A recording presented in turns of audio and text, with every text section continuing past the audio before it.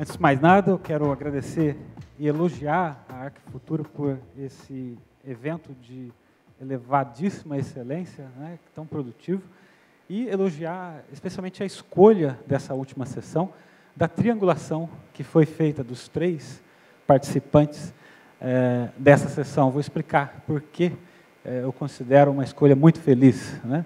Antes de mais nada, eu quero recordar com vocês o que significa, tem uma plateia bastante jovem aqui, o que significa tecnologia, né, no sentido original.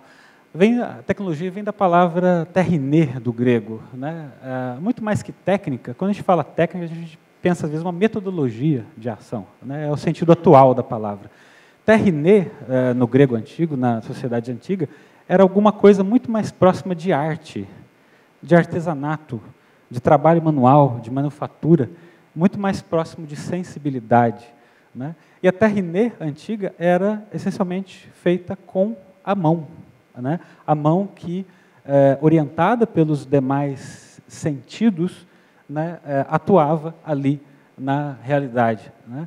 Então, a questão do sentido é essencial na tecnologia, na sua concepção mais ampla, na sua concepção mais profunda. Tecnologia é a nossa mão, né, às vezes apoiada hoje por inúmeras ferramentas que atua sobre a realidade, mas com a ajuda dos nossos sentidos, da nossa sensibilidade.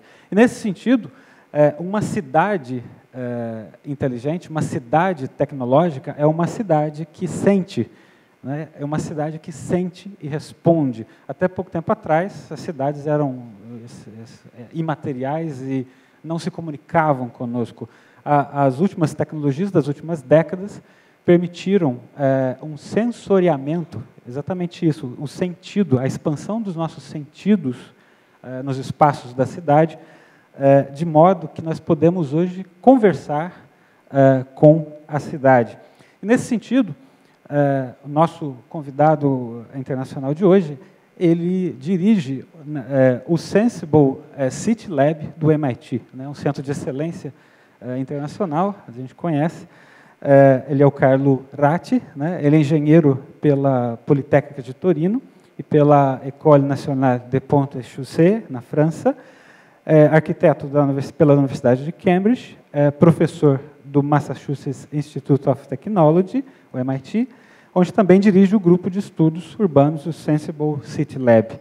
Os seus trabalhos já foram expostos no MoMA, de Nova York, na Bienal de Veneza e na Semana de Design de Milão. Eu queria convidar o Carlo Ratti para sentar e compor a nossa sessão.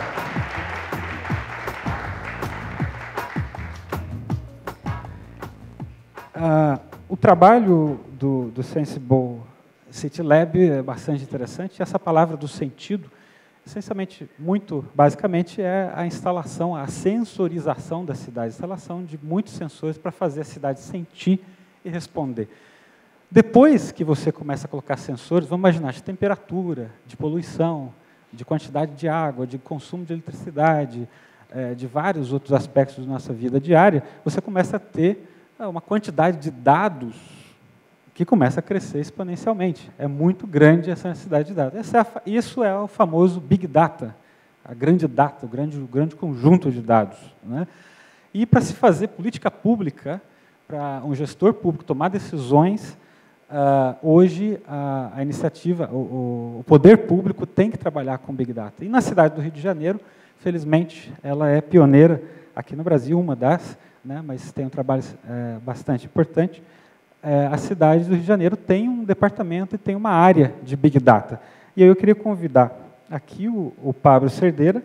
Ele é professor de Direito da Fundação Getúlio Vargas e subsecretário de Defesa do Consumidor da Prefeitura do Rio.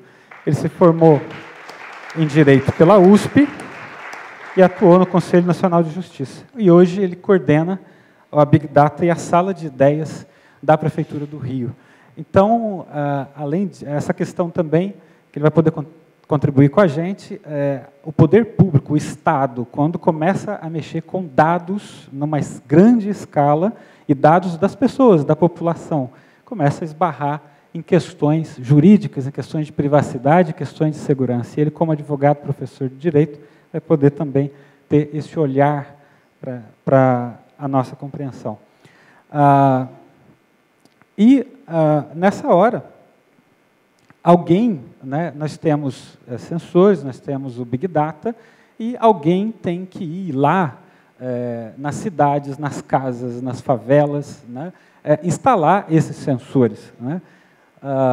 De uns tempos, você pensou assim, vamos criar smart cities, vamos criar cidades inteligentes. Então, o poder público tem que despender dinheiro para ir lá colocar sensores. Então, por exemplo, o que se descobriu, né, os dispositivos móveis, os celulares, os tablets, os vários outros dispositivos, devices, hoje também já começa a ter óculos inteligentes, né, vamos pensar o Google Glass, você começa a ter relógio inteligente, vários dispositivos, e também estão todos ligados em uma rede, né, uma rede de telefonia e tudo mais. Então, o que acaba muito acontecendo é, por exemplo, um detalhe, a gente conversava, às vezes numa favela de São Paulo, do Rio, de uma grande cidade latino-americana, brasileira, onde às vezes o Estado não chegou. Os serviços básicos, como por exemplo, a eletricidade é um gato, vamos dizer a palavra, é uma ligação ilegal. A água não tem sistema de esgoto, mas essa pessoa tem um celular, muitas vezes da Telefônica. Onde o Estado não chegou, a Telefônica chegou, e esse celular serve muito de sensor e serve muito de um instrumento de inclusão digital. Então, nesse sentido, essa triangulação, esse trio, se completa muito mais porque a Arquifuturo também trouxe o diretor de inovação da Telefônica para falar do que a Telefônica já fez de concreto no Brasil e no exterior, na instalação de sensores, na geração de plataformas para a Big Data. Eu quero convidar aqui o Pablo Larriu, ele é formado em Sistemas de Informação pela Universidade La República, no Uruguai, é pós-graduado em Marketing pela Fundação Getúlio Vargas e atualmente, né, como eu disse, diretor do Centro de Inovação da Telefônica. Ele passou também por empresas como a IBM, a BCP e a TIM. E eu quero fazer uma sequência, começar assim das coisas começar do mais palpável, né? Então, assim, nós temos que medir o consumo de água das casas para fazer um sistema de distribuição inteligente. Nós temos que prever, talvez, a chuva, prever precipitação, colher dados ambientais para previsão. Então, eu vou convidar, dar a palavra primeiramente para o Pablo, nós temos dois Pablos, né, para o Pablo Larriu, da Fundação da Telefônica Inovação, para tratar dos projetos que a Telefônica já realizou de Smart Cities.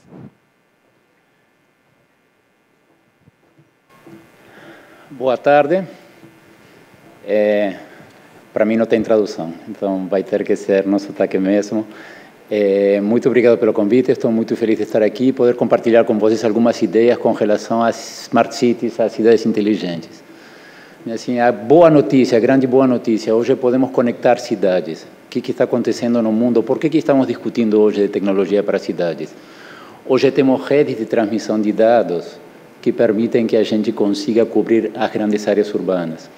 Hoje em dia é muito simples conseguir colocar na ponta processadores com sensores que conseguem captar informação. E hoje em dia a gente tem sistemas de processamento, sistemas de armazenamento na nuvem que permitem armazenar e processar todas essas informações. Então a gente está num momento único, né, assim, da história da tecnologia, em que a gente tem capacidade de conectividade, capacidade de construir sensores e capacidade de armazenar e processar toda essa informação. Quando a gente pensa em tudo isso, né, assim, a gente tem um futuro muito brilhante na nossa frente, assim, enquanto indivíduos, enfim, a gente está vendo como o dia a dia, nossa vida, nossas aplicações, né, assim, nossos smartphones, assim, estão ficando diferentes, né, assim, o Facebook, o Instagram, né, assim, o Waze para ver o trânsito, enfim, o GPS em todos os celulares, como a nossa vida tem mudado. Mas isso nós como indivíduos.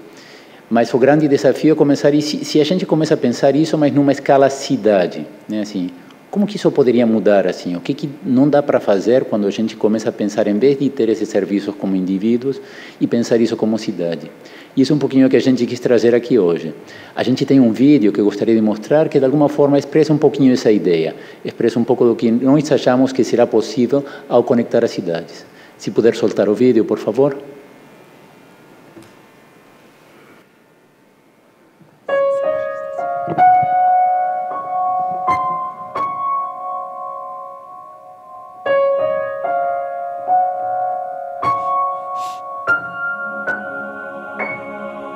Objects around us carry a lot of valuable information.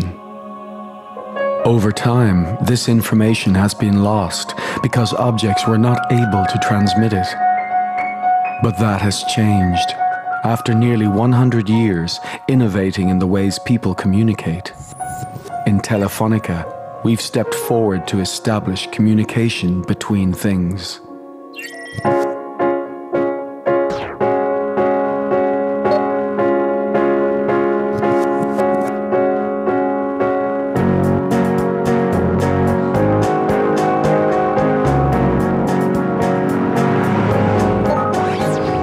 Machine-to-machine is the technology that establishes intelligent communication between things and contributes to a more sustainable, efficient, and ecological world.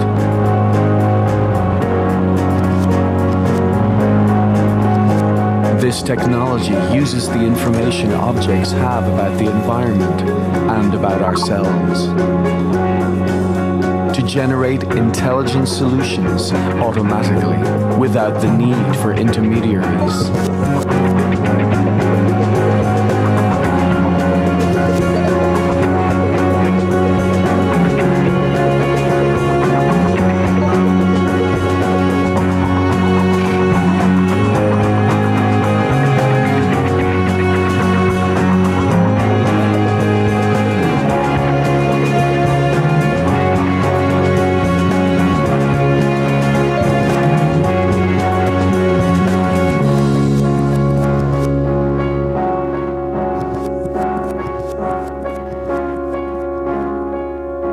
Welcome to the M2M world of Telefonica.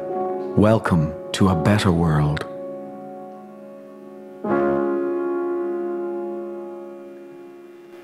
Bom, o filme tenta mostrar um pouquinho o que é possível com a tecnologia, e muita coisa que tem aí pode parecer ficção científica, mas de fato não é.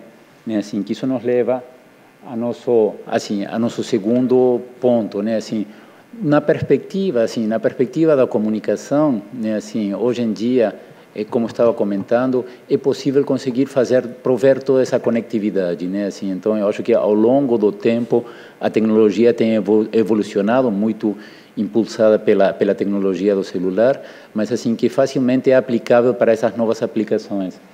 Mas no final do dia, né, assim, uma vez que conectamos as cidades, a gente fala que esse processo vai se dar em dois estágios.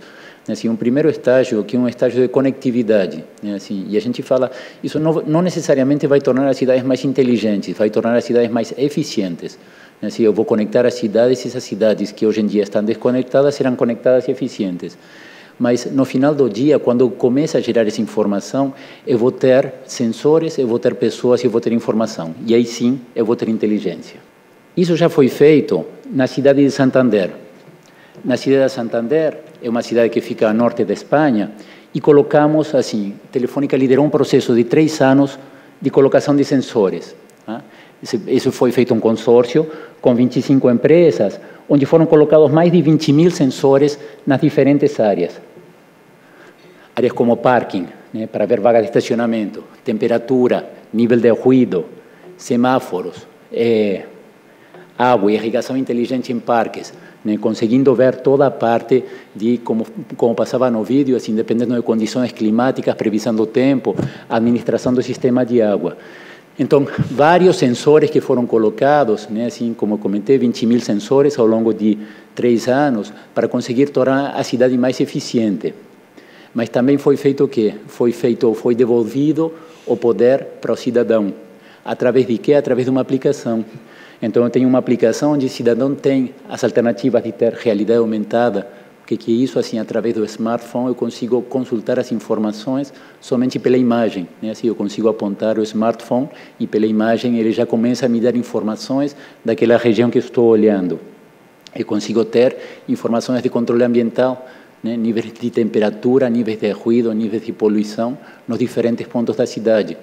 Né? Eu consigo ter toda a parte de estacionamento, né? Assim, eu consigo ter as vagas, colocar sensores nas vagas de estacionamento e, através de um aplicativo, eu saber exatamente nos lugares na rua onde eu tenho alternativas para estacionar.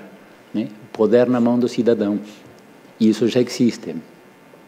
informação para o cidadão, né? Assim, não somente eu conseguir dar informação dos sensores, mas assim a própria prefeitura se comunicando diretamente com o indivíduo, né? Assim, através dessa aplicação e colocando tudo isso em conjunto. Em particular, assim, com relação à água, que um pouco assim, o projeto foi extremamente premiado, assim, a onda dele, ele começou em 2010, fechou em dezembro do ano passado, e assim foi um projeto extremamente premiado, assim, foi uma grande contribuição, mas o que é interessante é que o projeto não parou, assim, um projeto que tinha como ideia 3 anos de ser desenvolvido, assim, o interesse foi tanto e a aceitação foi tanta que o projeto continua. Em particular, uma das áreas que continua e começou esse ano é a parte de gestão de água, que de alguma forma é o tema mais específico que nos toca hoje.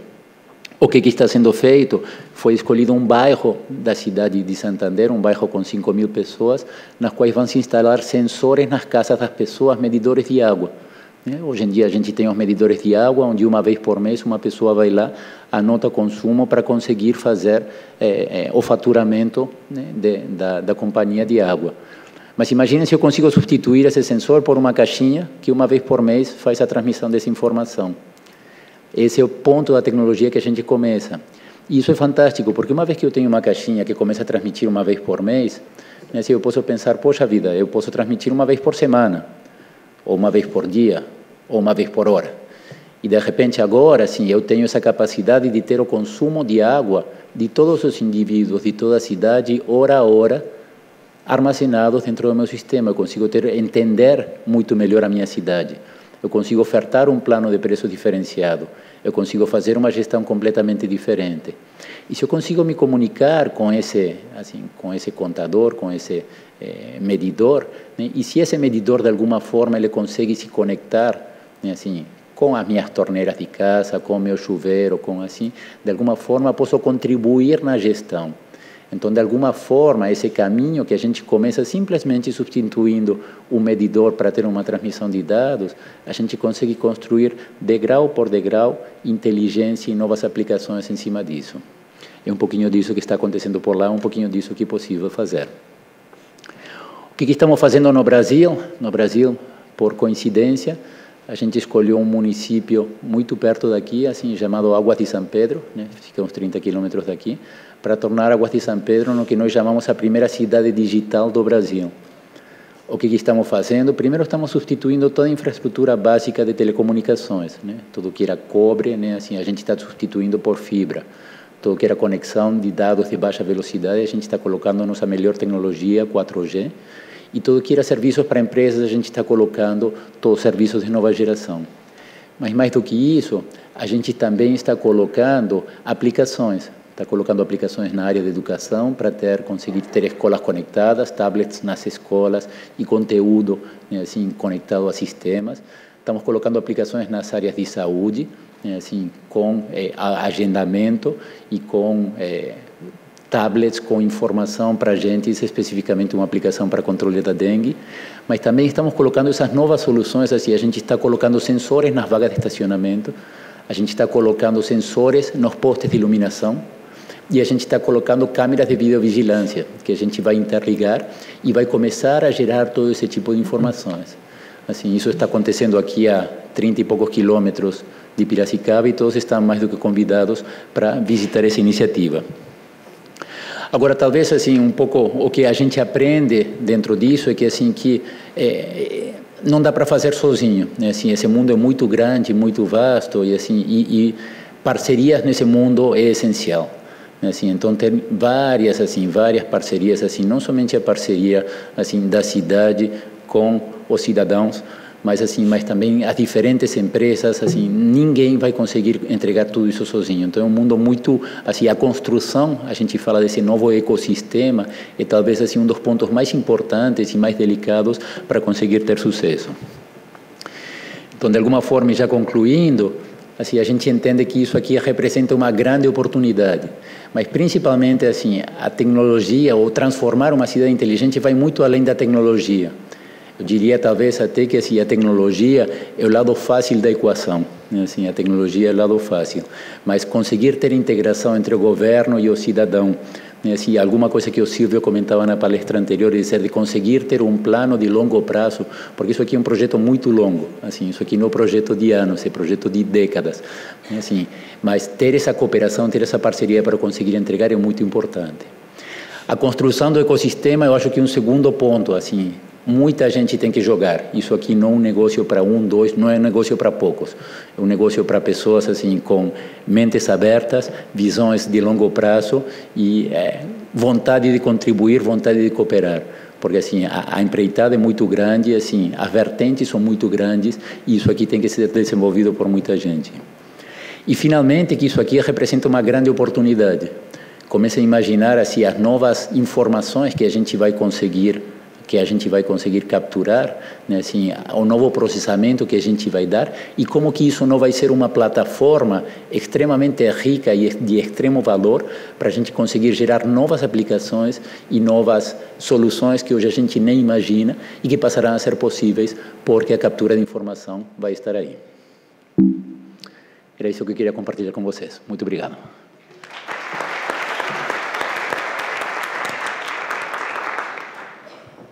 Eu pergunto para os gestores públicos que aqui estão, né? Vocês foram percebendo a quantidade de sensores, a quantidade de informação e como passa a ser também o desafio dessa quantidade de dados para o gestor público enxergar nessa Big Data alguma indicação, algum indicativo para ele tomar uma decisão, para ele escolher algum caminho a ser tomado. A Telefônica avançou, instalou diversos sensores, né, em projetos pilotos no Brasil e fora daqui. Mas, às vezes, como eu disse, o celular que as pessoas já têm no Brasil, que me consta tem mais celulares que pessoas já, o celular pode ser usado, o GPS, tudo para coletar dados da população, né? E várias outras fontes, né? Eu quero fazer pontuar aqui, por exemplo, o que é Big Data no dia a dia? No NUPES, no nosso núcleo de pesquisa na Universidade de São Paulo, o NUPES é o Núcleo de Pesquisa Política Pública, nós temos dois grandes Big Data. Nós temos o Data NUPES, que nós temos o comportamento do legislativo brasileiro, o que o Congresso Nacional faz, o que os deputados fazem. Então, ali a gente consegue tirar recortes, aqueles que faltam, aqueles que votam para determinada tendência e tudo. Isso é muito interessante para a população, e o NUPES é um dos poucos centros que tem isso. A outra base que eu cuido com mais, que eu dirijo, que eu coordeno, é uma base a base menos legal que existe, porque é uma base de corrupção. Nós mantemos um acervo que se chama Corrupteca, que é uma Big Data da corrupção em todo o mundo e em todo o Brasil. Então, só para... Vocês são jovens, vocês sabem o que é um PDF, né? Só para ter uma ideia, o nosso Big Data tem 320 milhões de PDFs, né, para a gente tirar ali os malfeitos, são processos, notícias, vindo de 5.400 instituições. Você tem o Senado Federal, você tem o CNJ, você tem... nós temos uma parceria com o Estadão, nós temos todas as notícias do Estadão para a gente coletar dados. Então, isso é Big Data, portanto, tentando ser muito concreto com vocês. Imagina você ter 320 milhões de PDFs, né? Claro que isso é 40 tera de informação, não cabe no PC, está numa nuvem da USP, né? E aí, nesse sentido, como eu disse, a Prefeitura do Rio é uma das pioneiras no Brasil e está fazendo um trabalho excelente da questão de como o gestor público pode aplicar inteligência nesse sentido. Então, a Prefeitura lançou o projeto Big Data e Sala de Ideias para extrair ideias desse conjunto de informação.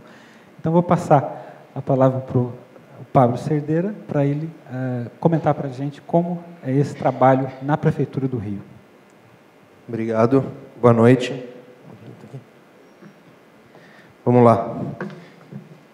Gente, quando me pediram para falar sobre água e Rio de Janeiro, eu fui atrás dos projetos que a gente tem, que eu pudesse trazer. E água no Rio de Janeiro, meio que está sempre. A gente olha para o lado e está em contato com a água, né?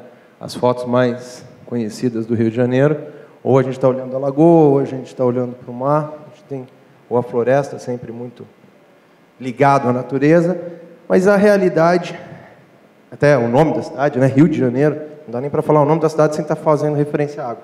Só que, quando a gente vai olhar um pouquinho mais de perto, qual que é a história da relação da cidade com a água. E é bem curioso, que eu saí fazendo uma pesquisa em vários órgãos, fui a SEDAI, fui a Rio Águas, Rio Aletas, Conlurb, para pegar tudo que a gente tinha envolvendo águas, e fui observando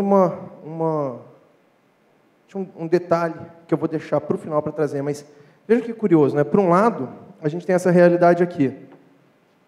Águas de março em abril. E a região metropolitana do Rio de Janeiro vive uma tragédia no outono. Na capital do estado, em Niterói e em São Gonçalo, a chuva torrencial já tem 95 mortes confirmadas. Os meios de transporte são paralisados por inundações. Quando a chuva começou a cair forte, no fim da tarde, os cariocas até pensaram que poderiam se proteger da água.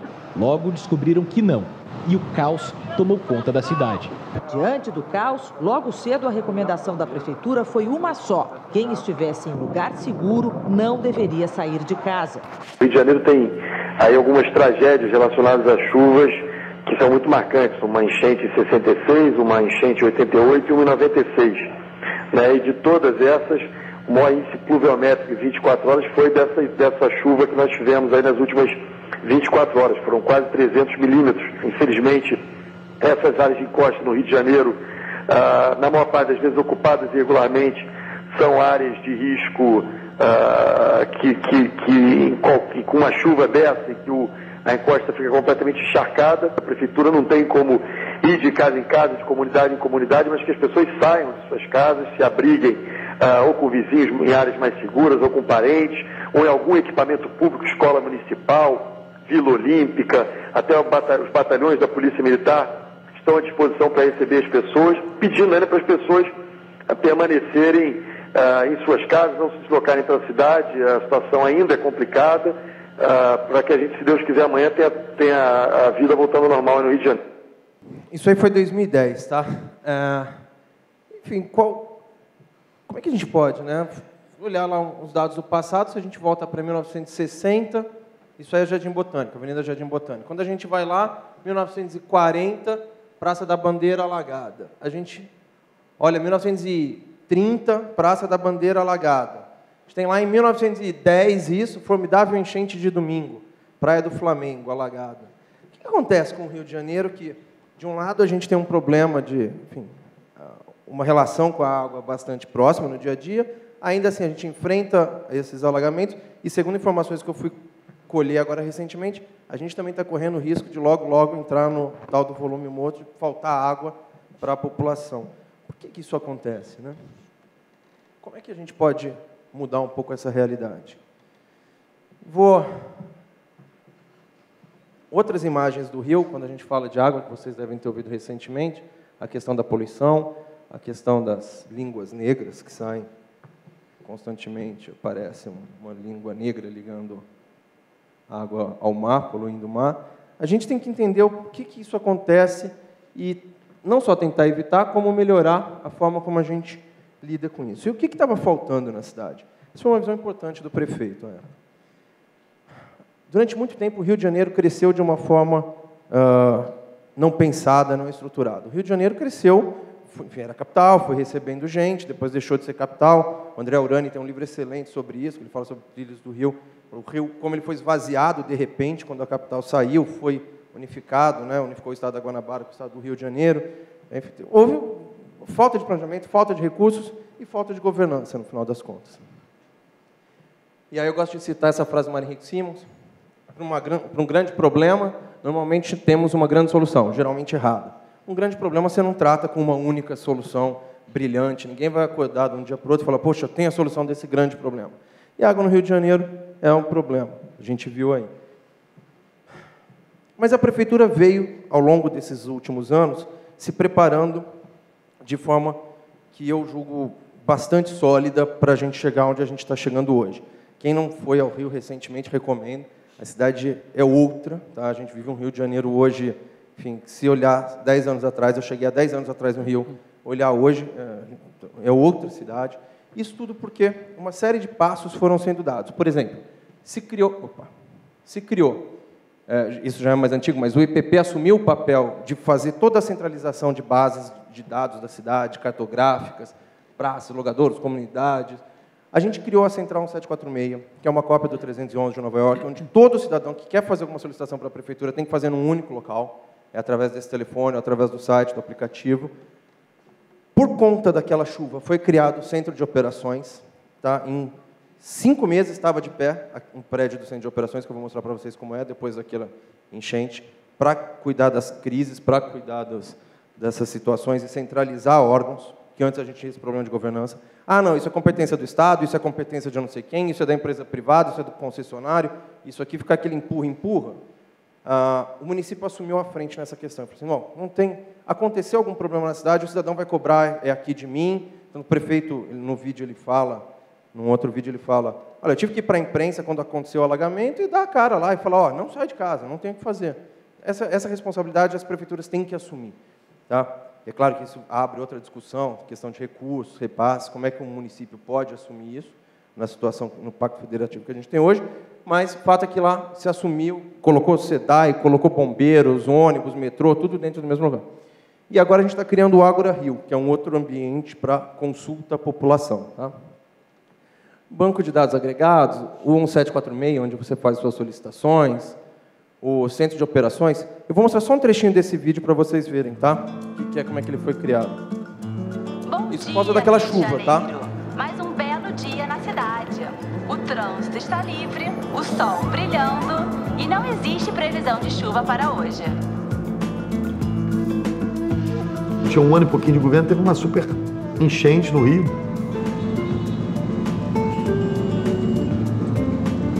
Choveu muito, o Rio não está preparado. Me acordaram ali umas 4h30, 5 horas, estava aquele caos, a cidade estava totalmente cheia. E eu tomei uma decisão solitária, falei, poxa, eu vou ligar para todas as rádios, para todas as televisões, falar para todo mundo ficar em casa. Né? E fiz isso, deu certo. Mas ali no final do dia eu falei, meu Deus do céu, que absurdo. Tem que ser uma inspiração pessoal minha, mas se não tivesse acontecido isso. Né? Então as coisas não podem ser no improviso. Nós tivemos um encontro com o prefeito, mas também nos lançou um desafio, que era ajudá-lo a resolver essa questão das chuvas e como é que a cidade poderia responder melhor a um incidente como esse. Esse era o objetivo inicial e a partir daí o Centro de Operações foi construído. Porém, ele se tornou muito mais amplo. Nós hoje temos um Centro de Operações pleno e completo. Por que tornou muito mais amplo? Na medida que a gente instalou isso com o objetivo de combater crise, combater alagamento, essa questão foi imediata que apareceu, começou a haver demanda de todo lado. Demanda do trânsito, a demanda da segurança, a demanda de qualquer coisa que se imaginava na cidade, onde é que se corria? Se corria para o Centro de Operações. Vamos pedir que o Centro de Operações ajude a resolver isso. Você vê como o conceito de dados começou a agregar para a cidade. E agora, a Casa Civil criou esse grupo chamado Big Data, Pensa Sala de Ideias, que é esse grupo que eu coordeno. A gente fica ligado direto à Casa Civil e ao gabinete do prefeito, para trabalhar todos esses dados coletados pela prefeitura e também por setor privado. Tá? Vou passar isso daqui. A gente usa dados das secretarias, de outros órgãos públicos, setor privado e dados que a gente colhe na internet. Esse aí é o nosso grupo. Esse grupo foi pensando que nos próximos anos a gente deve ter um volume de armazenamento de dados de 40 exabytes. É muita coisa, não interessa quanto que é um exabyte. O que importa é a gente saber. Se a gente tinha ali em 2010, 2011 isso armazenado, nosso crescimento vai nessa linha. Isso, tudo que a gente vai armazenar de dados, ok? Para ter uma ideia um pouco mais palpável, 99,5% de tudo que a gente tiver armazenado vai ter sido gerado nos últimos 10 anos. Isso para vocês terem uma ideia. E esses 0,5 aí são todas as cartas, todos os textos, todos os livros, tudo que a gente já botou no papel alguma vez na história da humanidade. Pintou na parede, está tudo nesse 0,5 aí, tá? Quando a gente olha a nova distribuição social no Brasil, a gente vê aqui nossas classes ABC, consumidoras, isso é um ponto importante, saltou de uma população de 54 milhões para 127 milhões nesses últimos 20 anos aí. Isso equivale à população do Irã, tá? Em menos de 20 anos, a gente ganhou uma população do Irã envolvida na classe C, na classe consumidora. E por que isso é importante? A gente já tem hoje 270 milhões de celulares ativos. A internet banda larga em 126 milhões de pessoas. Tá, isso tudo significa o quê? Significa que a população hoje está produzindo dados, que ela está conectada, que ela está usando um smartphone. Hoje a gente deve estar chegando a casa de 20% a 30% de smartphones na população. E a tendência é que isso se universalize nos próximos anos.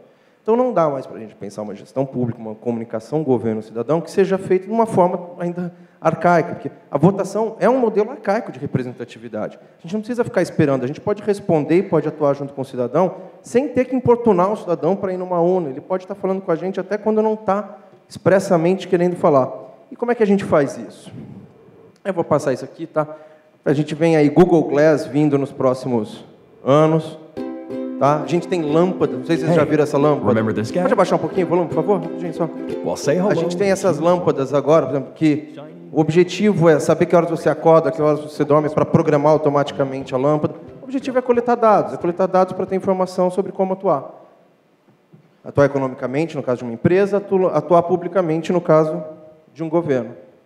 Bom, em 12 meses que esse grupo foi criado, a gente já armazenou mais de 500 milhões de registros de GPS de ônibus, alertas no Waze, pluviômetros, semáforos, veículos municipais, os GPS deles, todos chamados no 746, casos de dengue, pontos de alagamento, e assim vai, tá? Maré, posição de cada guarda municipal, a gente sabe onde está cada guarda municipal na cidade em tempo real, pelo celular que eles usam, e a gente cruza isso com outros dados, como com os engarrafamentos para direcionar guardas, com estacionamento irregular para direcionar guardas. E um trabalho interessante que a gente fez, aí numa parceria com o próprio MIT, e com a UFRJ e a FGV, foi esse de mapear como as pessoas chegam e saem do Réveillon no Rio de Janeiro, tá, de 2 anos atrás, para ver como é que estava a nossa oferta de serviços de transporte público. Então, a gente vai vendo aí a hora, aqui, né, 15 horas, e a mancha vermelha é onde estão as pessoas que estavam à meia-noite lá em Copacabana. A gente vê 19 horas, 20, ainda tem uma concentração grande chegando por aqui, 21, 22, já está, todo mundo que vai estar lá já está aqui. Agora a saída começa pelo norte. A gente vai vendo o horário que começa essa saída, por onde eles vão vindo, e às 6 da manhã a gente vai ver 2 picos aqui, ó. Agora. Tá vendo? Isso aqui é a Estação Central e o Maracanã, onde a gente tem concentrações e às 6 da manhã. A gente não precisou fazer pesquisa, não precisou botar gente em campo, não precisou colocar entrevistador coletando isso, botando no papel, para saber que 55% das pessoas vêm do norte, 38 já estavam lá, 7 vieram da Zona Oeste, tá por baixo, a Zona Oeste pela Barra. Tijuca, Maracanã, 4 linhas, essas são as linhas que ficaram sobrecarregadas, que a gente pensou em propor novos ônibus. A gente identificou quais são os bairros que não têm população, que estavam no Réveillon, que não tem população atendida, para que se fosse colocada linhas especiais nessa situação.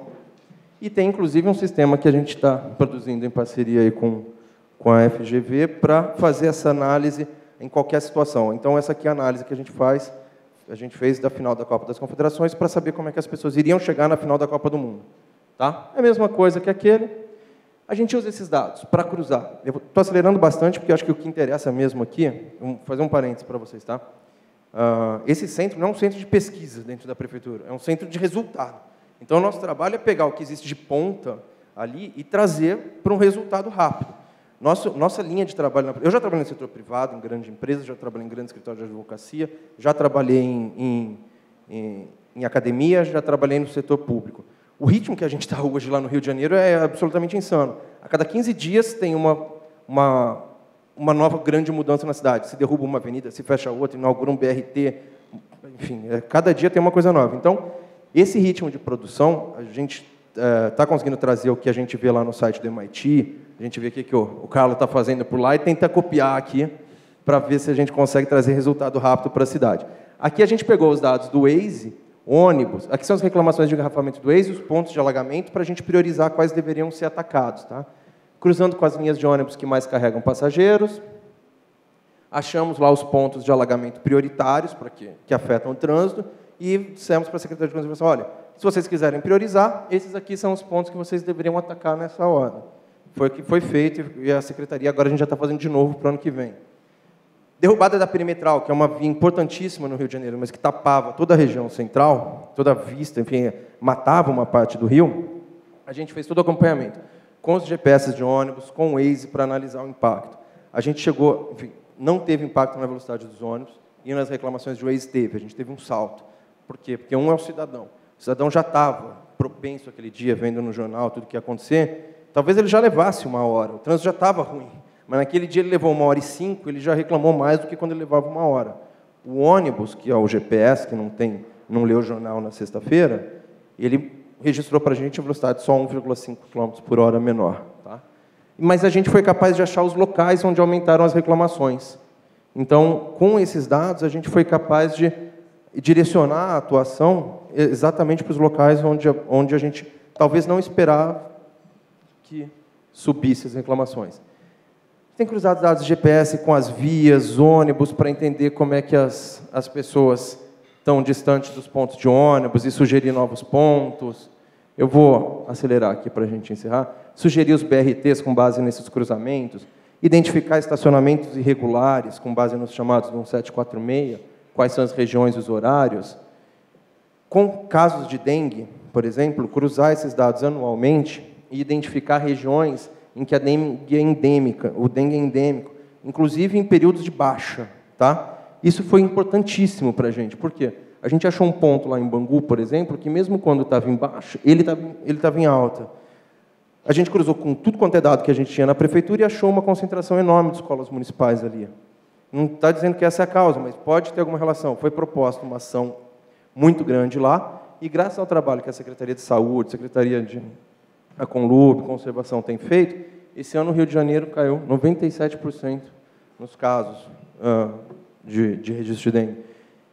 Choveu pouco esse ano, choveu menos, é verdade. Mas choveu menos também aqui no interior do estado de São Paulo, choveu menos em outros lugares, e isso não afetou, talvez, enfim, os casos continuam acontecendo. Então, eu tenho certeza que isso tem muito a ver com as ações que a prefeitura tem feito. Tá? A gente foi capaz, enfim, de cruzar dados, até avaliar, por exemplo, quanto cada região, cada engarrafamento custa para a gente na cidade. Esse Lagoa Barra custa 1,8 bilhão por ano. Esse outro custa 1,2 bilhão. Isso aqui cruzando mais de 1.100.000 registros do Waze. Tá? A gente pegou 1.100.000 registros do Waze que a gente pega a cada 10 segundos lá, salva num banco tudo que está acontecendo pelo Waze e faz essa análise. Quando a gente cruzou isso com as linhas de ônibus, a gente viu uma inversão. A Barra, que estava em primeiro, caiu para 13º. A Barra, que estava em primeiro aqui, o Lagoa Barra, caiu para 13º aqui, quando a gente olha o percentual de viagens de ônibus que passam ali. Ou seja, o engarrafamento Lagoa Barra é um dos mais importantes para quem está de carro. Mas, para o passageiro de ônibus, ele está se estapeando mesmo aqui, ó, na Bicalho, que é 95% das viagens de ônibus passam nessa região. Tá? Essa região aqui que a gente fez esse Bicalho, linha Brasil, essa aqui são as vias que têm esse impacto em 95% das linhas de ônibus da cidade. Isso é importante, ajuda a planejar a mudança de linhas, ajuda a planejar, por exemplo, a implantação do Transbrasil, que é aquele ônibus grandão, com uma faixa exclusiva, 200, o que foi feito em Curitiba, que a gente está implantando lá. Então, todos esses trabalhos, acidente, por exemplo, isso aqui é bastante legal. A gente cruzou todos os registros de acidente com os pardais na cidade, né? E a gente achou as regiões que não têm pardais, por exemplo, para sugestão. Isso é a gente achou isso para 20 regiões. A gente cruzou a localização dos guardas municipais na região com os horários do acidente, para identificar, por exemplo, algumas características como essa. A gente tem um pico de acidente às 18 horas aqui nessa região da Presidente Dutra, quando os guardas não estão num pico. O pico dos guardas está aqui a partir das 19. Talvez seja o caso de aumentar a presença de guardas, ou colocar o pardal ali. Tá? Até testes que não são da esfera da competência da prefeitura, a gente fez, como, por exemplo, localização de carros automaticamente através dos leitores de placas que a gente tem pela cidade. A gente fez um teste e localizou 40% dos carros que estavam registrados como furtados, a gente achou eles andando pela cidade, usando esses dados. Não é trabalho da prefeitura. A gente achou o caminho que eles fazem, quais são as regiões onde eles estavam circulando, mas a gente passou isso para a Secretaria de Segurança Pública, e na contratação seguinte que a prefeitura fez dos novos pardais, a gente já incluiu lá o sistema que avisa quando um carro está com a placa roubada. Isso aqui é de agora, tá?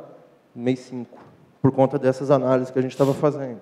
Então, a gente faz umas análises para identificar quem, enfim, o tal do Destemido 1, que estava lá tentando provocar algumas questões de forma artificial. A gente faz uma série de outras análises aí. Eu vou parar aqui, mas queria deixar um ponto importante. O Edward Glasner tem um livro importante que chama Triumph of the City, How Our Greatest Invention Makes Us Richer, Smarter, Greener, Healthier and Happier. É um livro enaltecendo a cidade como a maior invenção do ser humano. E realmente é. Há uma série de reduções de impactos ambientais, uma série de otimizações que a gente tem de recursos, que a gente só consegue viver na cidade. Você quer ser verde, vai morar na cidade, não no campo. Você com certeza vai conseguir economizar muito mais do que você morando num ambiente que você não tem escala. Só que a cidade precisa ser bem planejada. A gente já teve avanços muito grandes no Rio, no controle de crises, na segurança pública, na mobilidade. A gente precisa dar o próximo passo. E qual é a nova área que a gente tem que colocar aí? Fica a sugestão. A gente está acabando de mapear as redes subterrâneas, porque para poder fazer isso tudo com dados, para poder tomar decisão, para poder escolher o que fazer, a gente precisa ter dado. Não adianta criar um grupo para trabalhar dado que não tenha dado. A gente está acabando de mapear os dados, toda a rede subterrânea da cidade, 90%, isso que foi anunciado ontem, 90% da malha subterrânea já foi mapeada. A gente acabou de, ano passado, fechar o lixão de Gramacho e lançar o de Seropédica, que controla, não deixa escorrer para os rios. E usando os GPS de caminhões da Conlurb, que fazem o recolhimento, a gente conseguiu, inclusive, mapear se eles estão indo para os locais corretos, então, se eles estão indo lá para a Seropédica, se eles estão saindo da sua área de atuação. E a gente conseguiu, inclusive, achar alguns dados interessantes, como, por exemplo, vou mostrar para vocês aqui.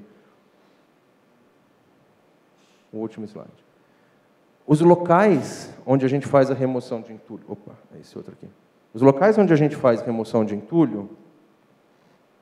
Olha lá.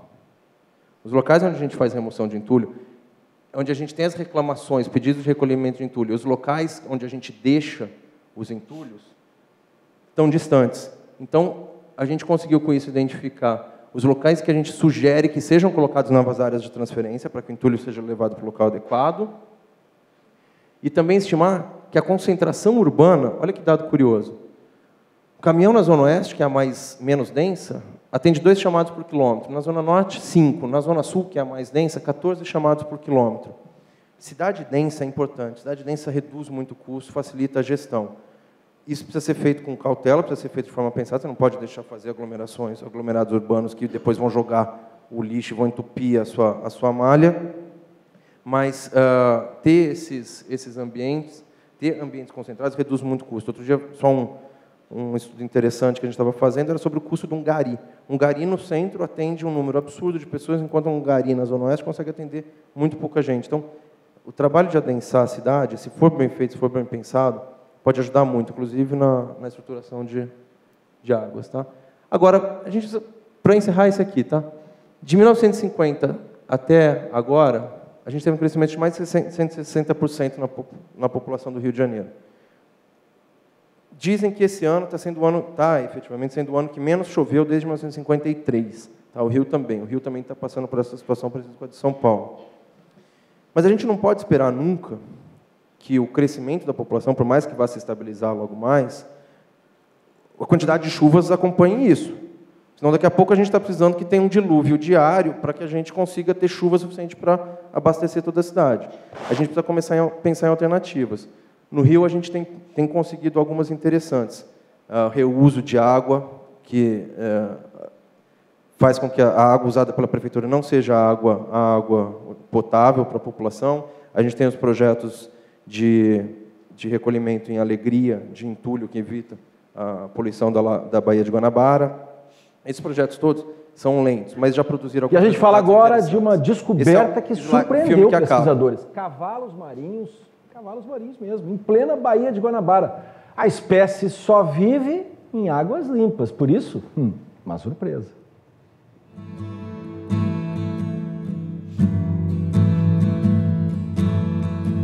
Bonitos, exóticos e cada vez mais raros na natureza. Cavalos marinhos não resistem à poluição das águas, por isso é cada vez mais difícil encontrá-los no litoral brasileiro.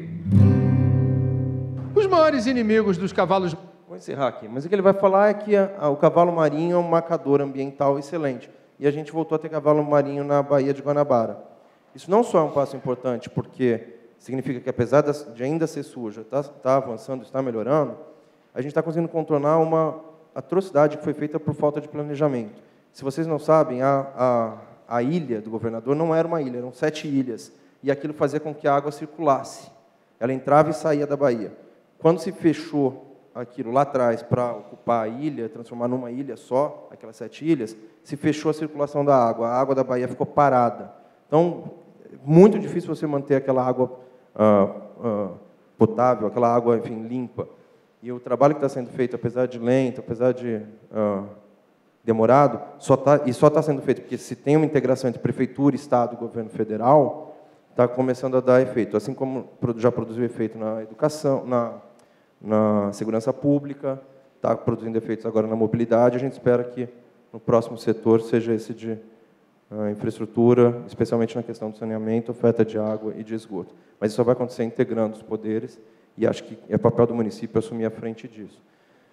Enfim, acho que é isso. Obrigado.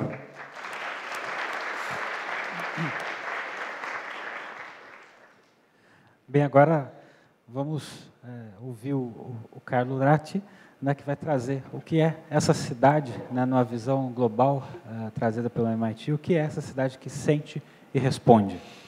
Thank you. Boa tarde. Good evening. I'm going to speak English. Sorry about that.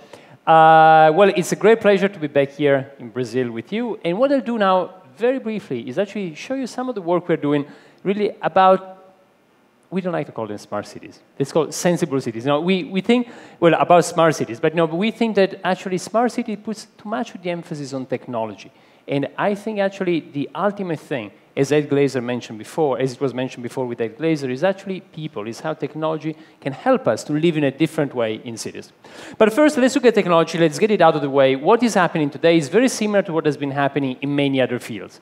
Take Formula One. If you wanted to win a Formula One race 10, 15 years ago, what you needed was the physical infrastructure, was a good car, you need a good driver.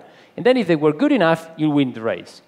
Today, if you want to win a race, you also need something else. You need something like this.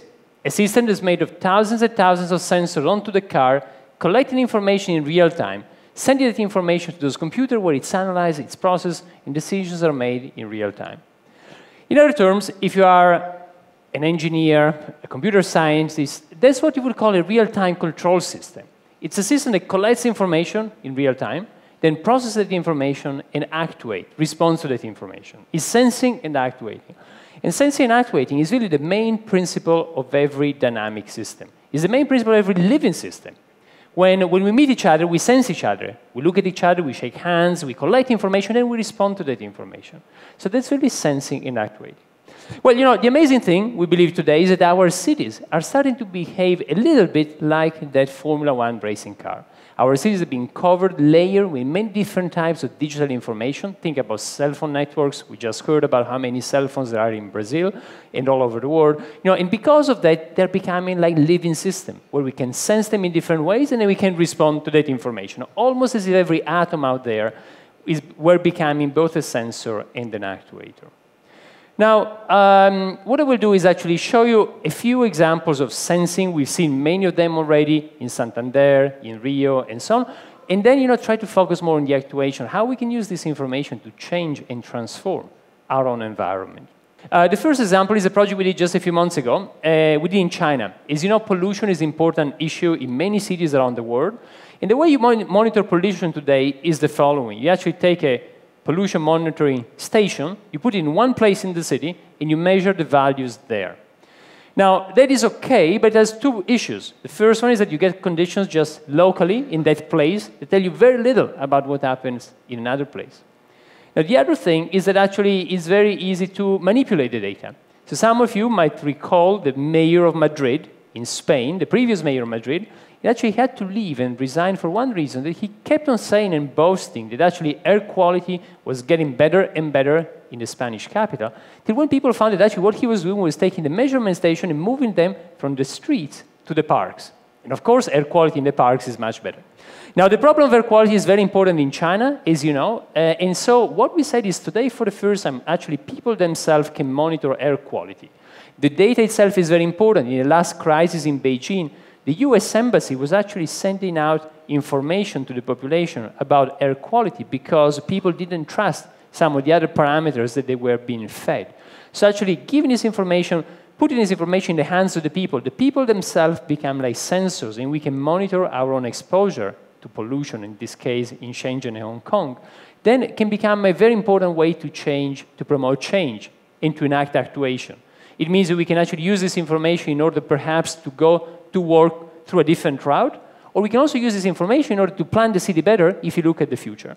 So here is a project actually using people themselves, giving them little sensors for the first time they exist, so that actually we ourselves become the people, the living sensors moving through the veins of the city.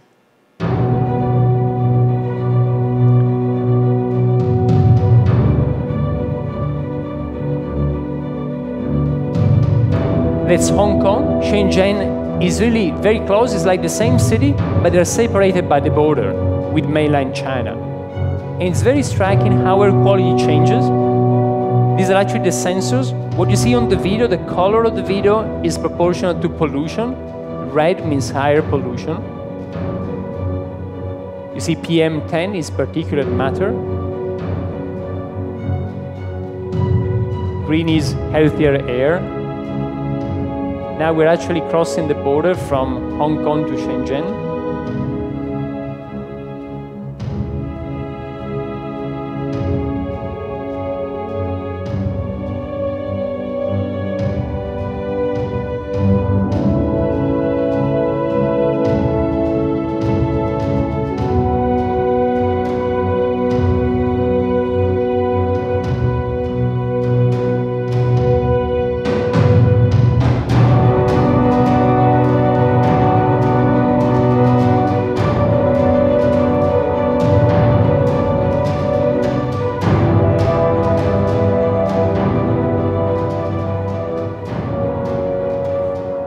Now, like many projects we do at the lab, this was both an exhibition. It was at the Shenzhen and Hong Kong Biennale just a few months ago, but it was also a number of scientific papers and also engage people, because we think it's very important if you look at smart cities that people become the actors, to empower people. And data, as we heard before, the data we can collect from our cities can become an incredible tool in order to better understand what happens outside around ourselves, and hence, perhaps to change our behavior.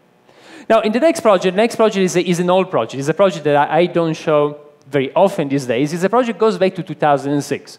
Well, if you count 2006, 2010, 2014, those were the years of the World Cup. So this year it was in Brazil. 2006, the World Cup was actually in Germany. And as you might recall, the final was Italy against France. That was actually the first time we did something now has become quite common. But at the time, it hadn't been done on this scale, to use data from millions of people to see how they move in the city. And what you see here is actually the city of Rome. The day of the final, Italy playing France. In the end, Italy won, as you might recall, just to refresh your memory. And so this was before the match, so people moving here and there in the city. You see the river in the middle, the Colosseum. Then the match begins, silence. Nobody talks anymore. Then France scores, Italy scores. Halftime, people make a quick call and go to the bathroom. End of normal time, first overtime, second, Zidane, the headbutt, some of you may remember, in a moment, and then Italy wins. So that night, everybody went to celebrate up there in the center. The following morning, again, the whole winning team went to meet the Prime Minister here next to the Prime Minister's office, and all the population went to the center. By the end of the day, actually was a big party to celebrate.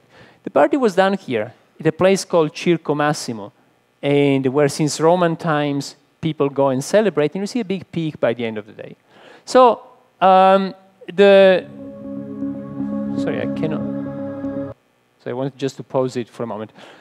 So the idea that we can actually look at the city and understand the city almost as a living system. The idea of sensing and actuating, how we can collect all this information from the city that we couldn't just a few years ago. Now, if you combine data from cell phones together with data from many other sources, then you get this kind of almost like a living city. That's what we're doing with our lab in Singapore. And the project is called Live Singapore. So imagine a living city where you know in real time all what is happening around yourself. And again, you got this is information from the cell phone network. So this is data that tells you how people are moving on the island in real time. Energy consumption. Actually, if you look at energy consumption and temperature, there's a correlation between the two. When it gets hotter in Singapore, you turn on the air conditioning.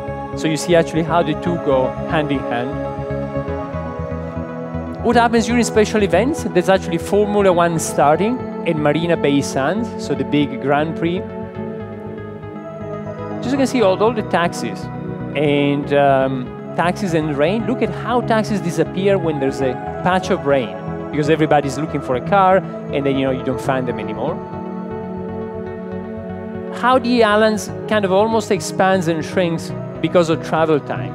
So during the day, it gets more congested. It takes you longer to get home and to go back. And how all of these flows actually connect with the global flows. So the flows on the island connecting with all of the containers going to Singapore, all the people landing at the airport. So the global flows mixing and intersecting with the local flows.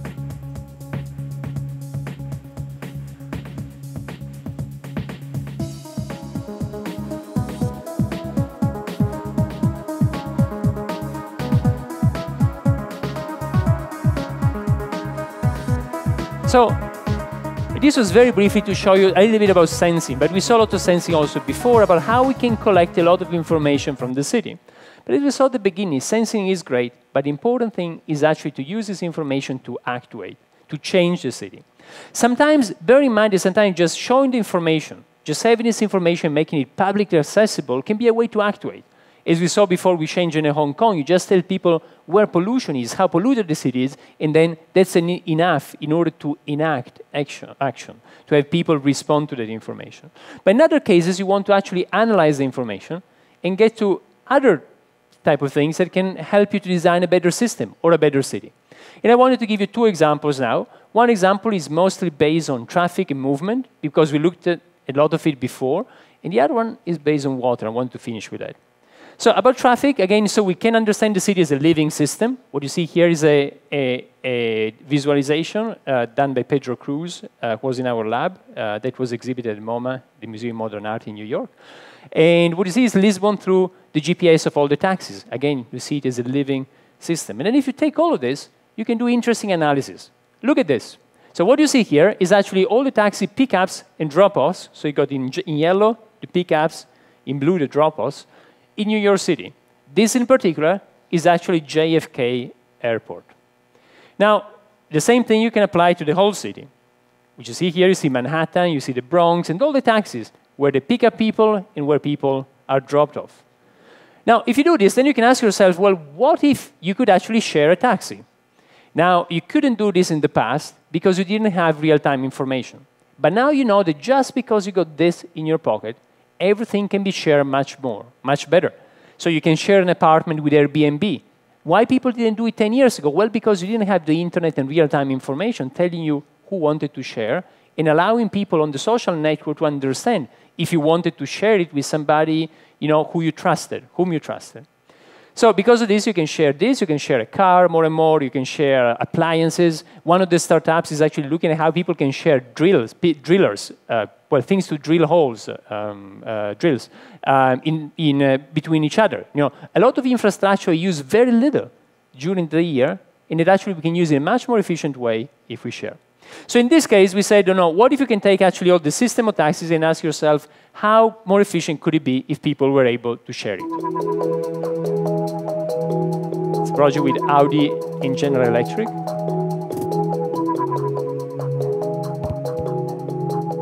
So everything is connected with everything else. It's really Internet of Things that is turning our city into living systems, as we saw before. So taxis are one example.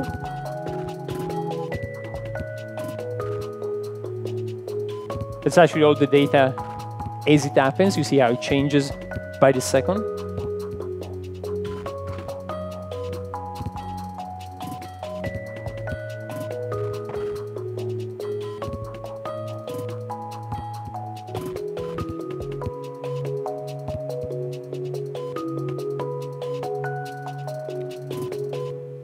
All right, so that's about the fact that you can share. What would be the consequences of this?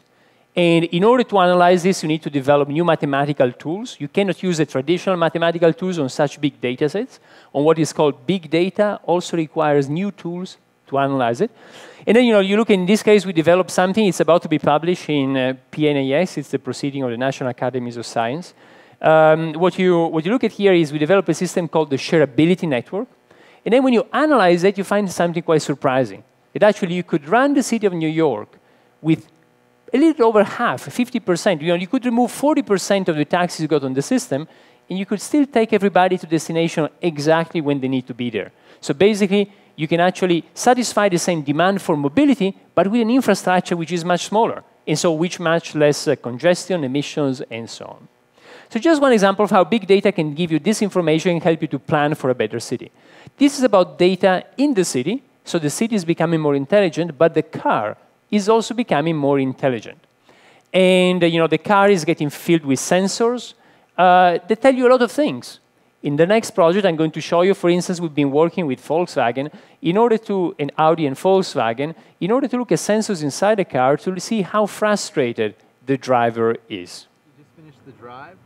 It was incredibly stressful. It was the most stressful drive I've ever been on. Nevertheless, I think we have a lot of great content to measure road frustration, because I'm certainly frustrated at this point.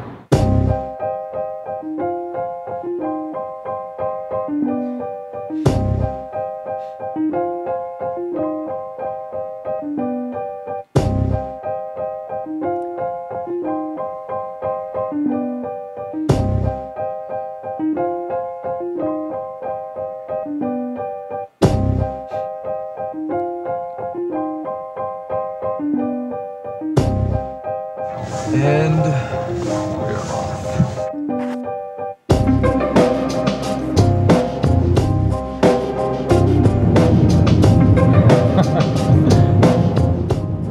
Jesus. This was not planned. Oh, God. Okay. Stop the car. So we were just sideswiped. And right now my stress level should be through the roof. We got the information, we'll have to process the data and see where it's really at.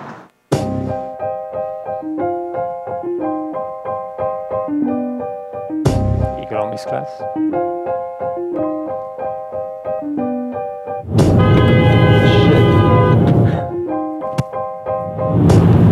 Jesus.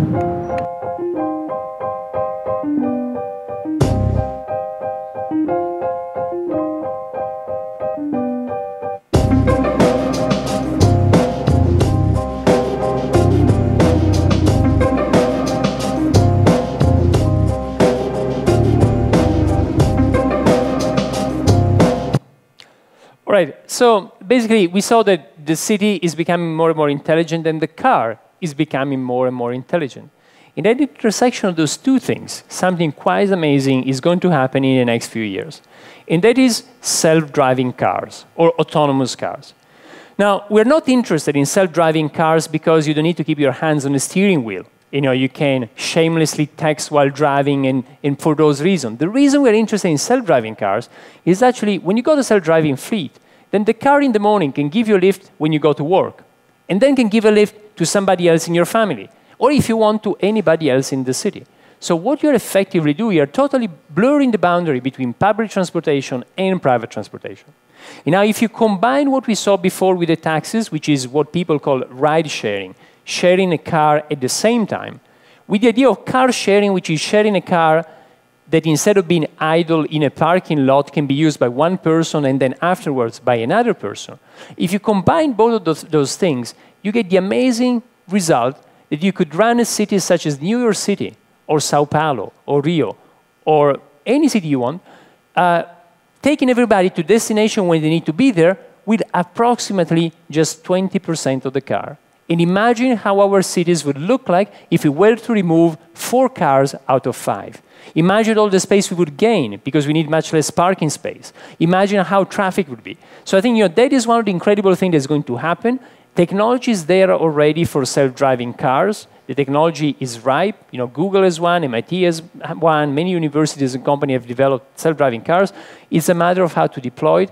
And actually, we hope that Singapore might be one of the first places where we will deploy it with a test bed with a number of them. Not just one car, but we will test, if you want, not the driverless car, but the driverless city. A bunch of cars actually the people can share and just call with their smartphone. Now, there's many other consequences. This will take a bit longer. So self-driving car, we'll start seeing them in just a few years. If you look a bit further away, so you're thinking about 2040 or so, probably we'll get a condition where everything or most cars will actually be driverless. And then if you got that, you can think about other changes. For instance, we used to think about traffic lights. Well, we didn't have traffic lights once upon a time.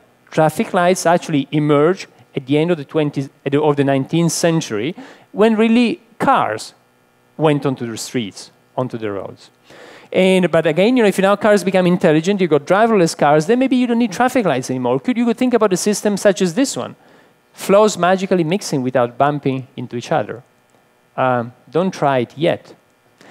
And this is now interesting because then you can ask yourself, as we were doing before, what would be the advantage of such a system compared to the traditional traffic light? So again, you study this with mathematics, you need to model it. There's some work in progress.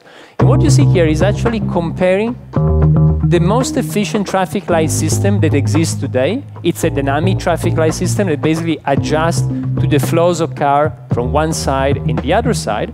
And that's what you see to the left. We're comparing that with this kind of slot system that basically lets the car go through in a slot way without actually having to stop the whole road. Without a full traffic light system. The system we saw before, the intelligent one, without traffic light. That you see to the right, and look at the difference between actually how much more you have to wait, so about the lanes that you get to the left, about basically delay that you introduce to the system to the left, and to the right you see the opposite, you see actually how much more capacity and less delay you have with the system. So, I'll stop here. I don't know why I cannot stop one video. Okay. I will stop here with autonomy. I would just want to show you one more thing, that basically autonomy now we can do in many different fields. You got autonomous car, but also you got drones, autonomous flying objects. And you know, we can use drones for many things. We're actually using them to sense the environment. We had a very interesting meeting this morning to the people who actually grow sugarcane. And they were telling us they're using drones more and more to monitor plantations over thousands of hectares. And in our case, I just want to show you a small example of how we use drone recently. Just a few months ago, you know, at the beginning of the semester at MIT, there's always a problem. The MIT campus is very messy. You got plenty of buildings with different numbers. It's very confusing. And sometimes students actually get lost. So we did this project to help students, and in particular, students from Harvard University.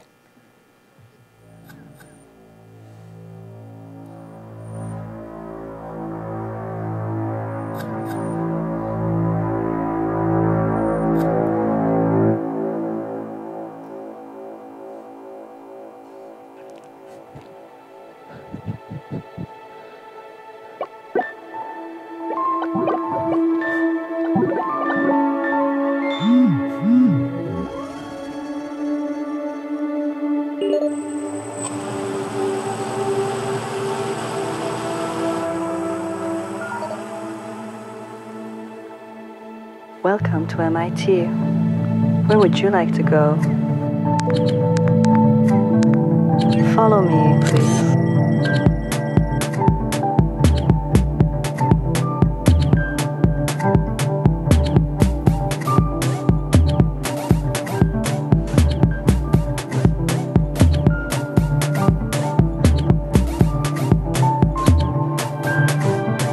Computer Science and Artificial Intelligence Lab is the largest research lab at MIT. And one of to your right, the Media Lab. To your left, the Data Center. Follow me, please.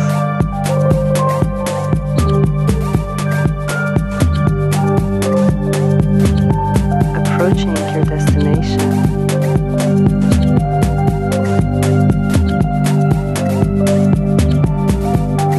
You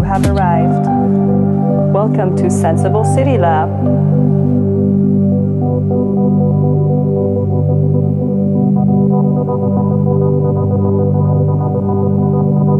Goodbye. All right. Well, this was to give you a sense about transportation. I wanted to finish just with a few slides about water. I will not show you this project. I showed you before at ArcFuturo. You know, you can control water by the drop digitally. So you drop by drop, and you can use water to write and to build architecture that lives, senses, and responds. We've been using water with a project with GE. We called it the Lula project. I think, you know, retrospectively, was not the happiest name. Basically, we use this in order to propose a system that will monitor water quality in Rio on a created network. You do little robots. They will move in the water, and it will actually signal the water quality, both physically by changing color and giving people information, you know, on their phones. Here you see how this could be done inside. And then you get this that tells you know if today is better. We saw some pictures before about Rio Sun, the pollution that sometimes you have in different parts of the beaches. So where's the best place? And you get this information. You can share it with people. And again, you know, it's a way to actuate and create a feedback loop. And the final thing I wanted to share with you a few slides of just work in progress. So, you know, take it just as sketches, no more than sketches. But this started a few months ago with the idea of ArcFuturo in Sao Paulo, in Ibirapuera, in the park. And the question was, you know, how to do something related with water, a pavilion. You know, pavilions in the park have been incredibly successful in recent years. Think about the Serpentine Pavilion in London. Think about similar initiatives all around the world where people can go, they can learn something, they can stay together, we can go and have a coffee, there's usually a nice cafe or restaurant, and it becomes like a place for education. And in this case, I think the idea of ArcFuturo was, you know, water is very important. It's very important today. There's also a water crisis actually happening right now. Water is the theme of ArcFuturo, or the discussions we're having. So how could one create a space for discussion around water?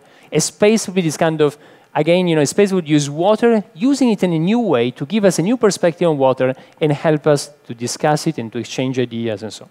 So the idea was to start with Ibirapuera because it's going to be there in October. You know, if you look at Ibirapuera, the beautiful buildings there, designed in part by Oscar Niemeyer, they're actually done in the 50s. They actually were like a big concrete block landing on the park. But is there a different way to play with the park, actually to be more like having something, some architecture emerge from the park itself, almost like bottom-up instead of top-down? And especially playing with water. Can we almost like excavate water? Can we almost like you do an architecture not by adding things, but by subtracting things? And subtracting is a very important thing, especially when you think about the water crisis. So how can we use this idea not to add something to the environment, not to contaminate it, but actually to remove something from the environment? And again, you know, if you use digital technology, what you can do today is something quite fun.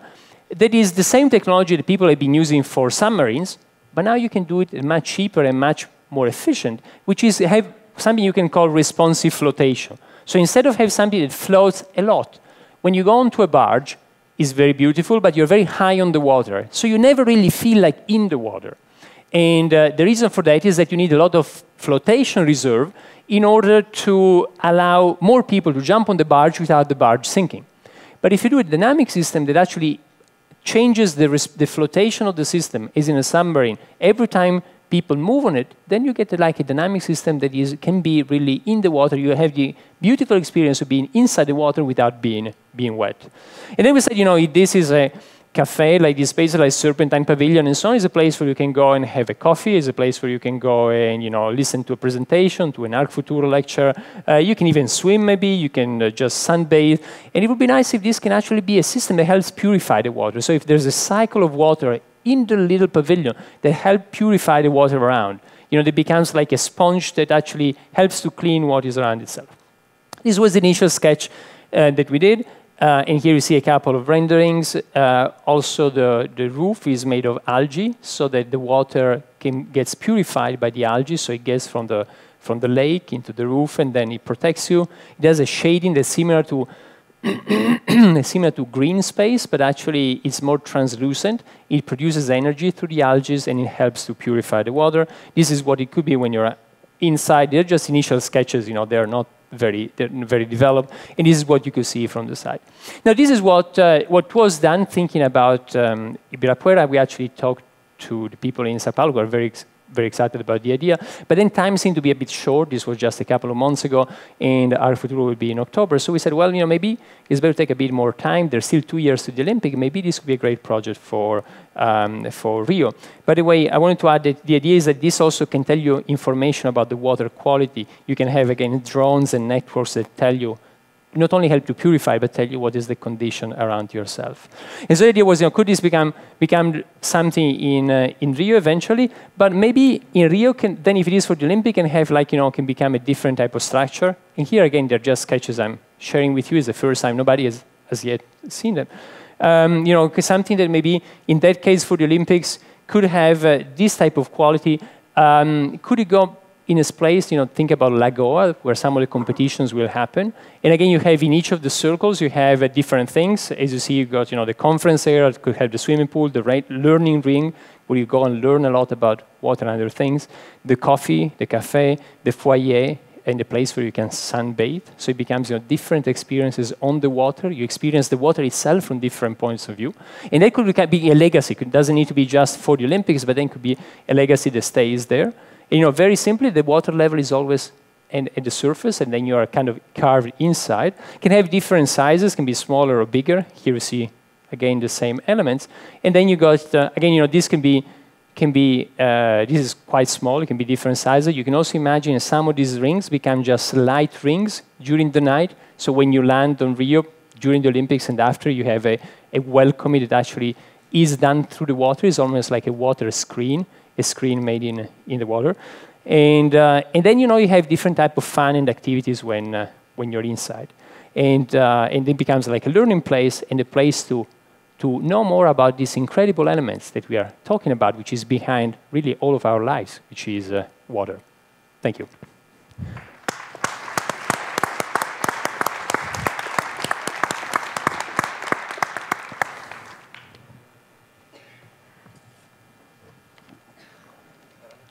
Nós temos aqui algumas perguntas já chegaram do público. Quem quiser ainda fazer pergunta, rapidamente, se fizer chegar aqui, nós vamos fazer. Uma pergunta para o Carlo Ratti. Todo esse processo não vai nos tornar robôs vigiados, não vai nos desumanizar, não vai nos tornar seres perfeitos controlados por computador, onde há espaço para uma irreverência, algum ruído, alguma bagunça, alguma diversão, nós vamos nos tornar uns chatos? Who asked the question? Alguém do público. El público. Okay, it's a good question, and I think actually that first of all, there's a difference between using technology as a mean or putting technology as the end. If you think about Facebook, yes, is a technology, but the beautiful thing about Facebook is that it just actually allows us to connect with our friends, to the people we care about, and to be in touch and exchange information. So in the end, the ultimate goal is what we've done for thousands of years. As humans, we've done for thousands of years. The goal of that is really the goal of the city. We saw before in the sentence, in that quote that Pablo presented, we saw before, the city, the greatest invention of humanity. Well, we didn't have cities once upon a time. 7,000, 10,000 years ago, we didn't have cities. And then they start, and they began this beautiful mechanism to bring us together, to exchange ideas, to have fun, to have sex, to meet friends, and so on. So that is really the role of the city as an integrator.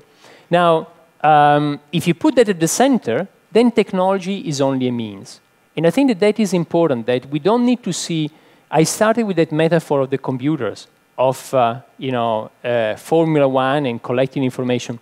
But that is only the infrastructure. The important thing is how can we use all of this to make our lives more meaningful. And in a certain sense, so it's not about making us less human. I think that was in Portuguese, dehumanizing us.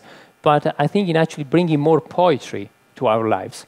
And we can do that at times, actually, with some of these technologies. Tem uma pergunta para o Pablo da Fundação Getúlio Vargas. A questão a questão mesmo do limite ético-jurídico. Vamos pensar na nossa Constituição de 88, né? Provavelmente foi datilografada, né, várias vezes no Congresso. Qual seria o limite ético, a questão da intimidade, a questão da privacidade e como você enxerga a nossa legislação atual, com as nossas leis, a nossa Constituição? Pegar o caso do Brasil, está preparado para a Smart Cities, está preparado para essa Big Data? Também tem uma observação, toda essa coletagem de dados da Prefeitura do Rio já não fere a intimidade das pessoas? Eu sei que as pessoas estão lá de madrugada na praia de Copacabana. É uma pergunta excelente.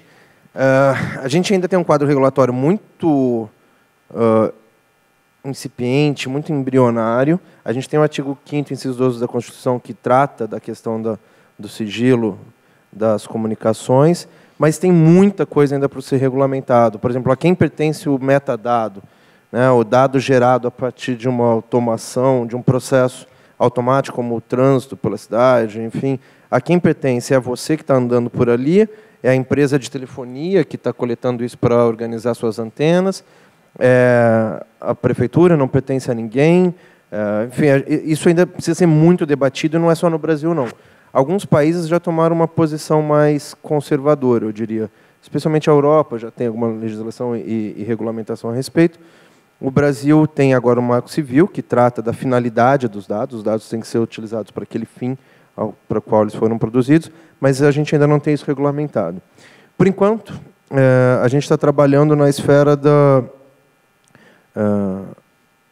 Todo o trabalho que tem sido feito é num volume grande de dados com um objetivo. Não daria nem tempo de fazer qualquer outro tipo de trabalho quando você pensa no volume de demandas que a gente tem todo dia, alguma coisa nova para ser feita. A gente não tem acesso a nenhum dado privado, a não ser nos casos dos dados que são da prefeitura, no chamado de 1746. Esse a gente tem o nome, tem o endereço do cidadão, mas enfim, a gente gastaria mais tempo do que agregaria fazendo qualquer tipo de análise desse. Mas esse é um ponto importante que precisa ser discutido sem sombra de dúvida, e acho que é um tema que para os próximos anos vai dominar a pauta do pessoal do direito, sem a menor sombra de dúvida. Próximos anos, eu estou falando dos próximos 20 anos. Nossa Constituição... Tem um ponto muito legal, só uma coisa. Tem uma frase do Malamé, num poema dele, O Túmulo de Edgar Allan Poe. O comecinho diz o seguinte: a eternidade, enfim, o transforma naquilo que é. Falando que o Poe finalmente virou aquilo que ele era, o Edgar Allan Poe, depois que ele faleceu, porque o que ele era aquelas obras que ele deixou. Hoje em dia, já tem até alguns experimentos do MIT, por exemplo, que tentam manter a pessoa viva após a morte, reproduzindo o comportamento que essa pessoa tinha. Segunda-feira ela vai almoçar lá, terça-noite ela vai não sei onde, no cinema, no teatro. E há testes para fazer com que as pessoas continuem vivas artificialmente, né, como avatares, como personagens falsas, postando no Facebook aquilo que costumava postar, postando no Twitter aquilo que costumava postar. E a gente corre um risco sério de a eternidade não transformar mais a gente naquilo que é. Então a gente não está falando só de um direito à privacidade, a gente está falando de um direito da personalidade, da constituição da natureza, do que nós somos. Então por isso eu acho que esse vai ser um tema muito importante para as próximas décadas. Can I add something to that? I want to add the theme of data and how it is changing society is very, very important. Now, I don't think it is too relevant for what we are discussing here, because this is not too much about smart cities. You know, it's something much, much bigger. And as you were saying, it's something that touches every aspect of our lives. You know, every time we use Facebook, every time we make a call, every time we use a credit card, we leave a digital trace. If actually we're able to put together all the digital traces are left today, you probably will be able to actually reconstruct every 2 minutes of my life, every few minutes of my life. Now, so this is a very new condition, and I think it is very important that we all look at that. It's very important that we are aware of what is happening and make up our minds. It's not just about smart cities. What we are doing here, in a certain sense, we are using some of the data to try to run the city better. But the problem is a very profound problem. There's a little short story by Italo Calvino, the Italian writer. It was written before all of the digital revolution. It was written in the late 50s or 60s. And so it's called the memory of the world. And what he does, he imagines a world where everything we do in our daily lives actually is recorded. And every little detail. And needless to say, just a few pages after you start from the condition, he immediately ends up into a condition of crime, intrigue, and ultimately, in that case, in the short story, murder. Now, what is happening today actually is that a lot of what he thought about at the time is happening in reality. We're really creating a condition where everything is going to be recorded, a condition where it's going to be impossible to forget. Forgetting is a very important human thing. You know, when you break up with some kind of love relationship, then you want to forget a lot of things. It happens in many other cases, and this is going to be less and less possible because everything is going to be stored somewhere. It's going to haunt you even after things are over. So this is a kind of different condition for humanity, and I think it is important that we all are part of the discussion of how the data should be managed. Who should have access to the data? Should it be like today that just a few players? Think about Google or big governments can actually have access to the data and everybody doesn't. Should it be more symmetrical? Should it be a society that's totally transparent? There's many solutions and people think, well, maybe we can open up everything. It gets, no privacy anymore.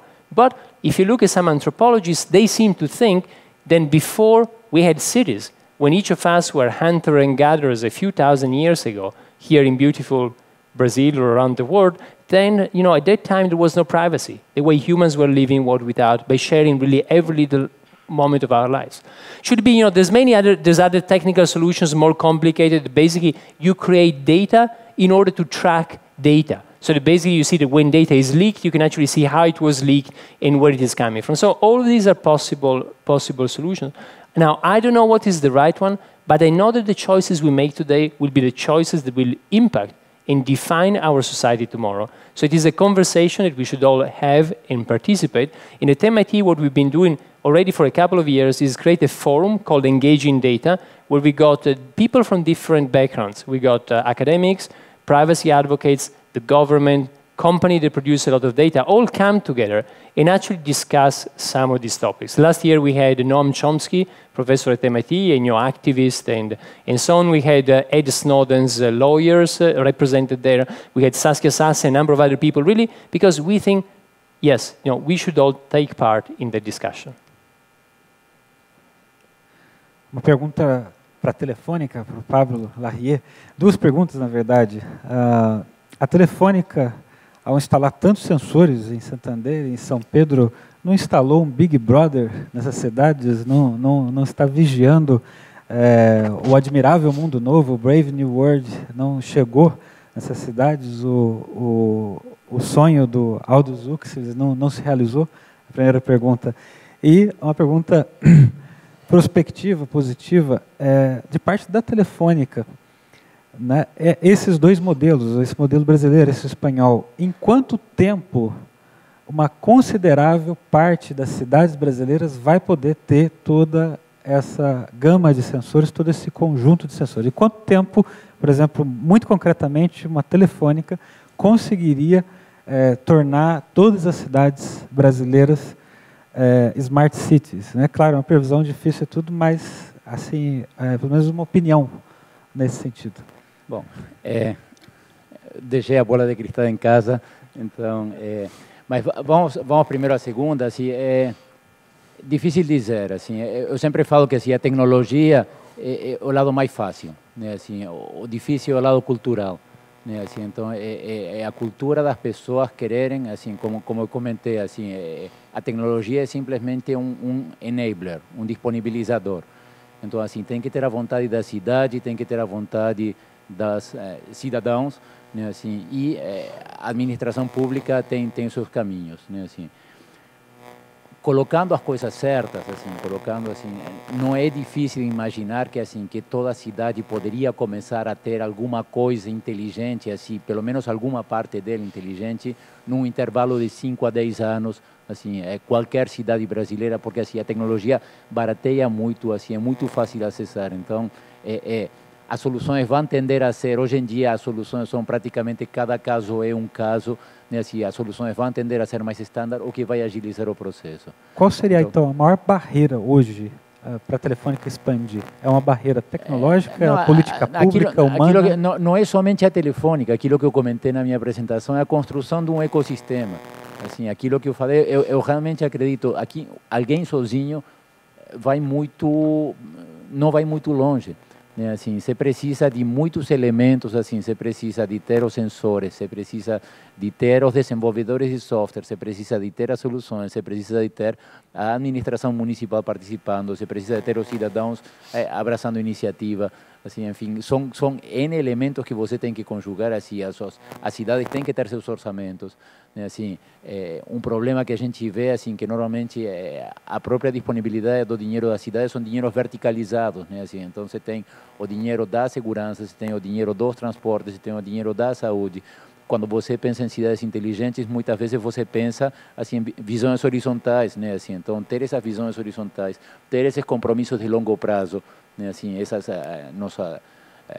os compromissos são muito fáceis, assim, ciclos curtos, né, assim, ciclos curtos tendem a ter maior possibilidade de sucesso em nosso país, né, assim, quando são ciclos mais longos de implementação de tecnologia, são mais complicados. Mas assim, eu acredito que um intervalo de 5 ou 10 anos, assim, toda e qualquer cidade deveria poder almejar ter alguma coisa inteligente. Deixa eu responder a primeira pergunta, que eu acho que é mais ou menos um desdobramento da mesma discussão que a gente estava tendo aqui.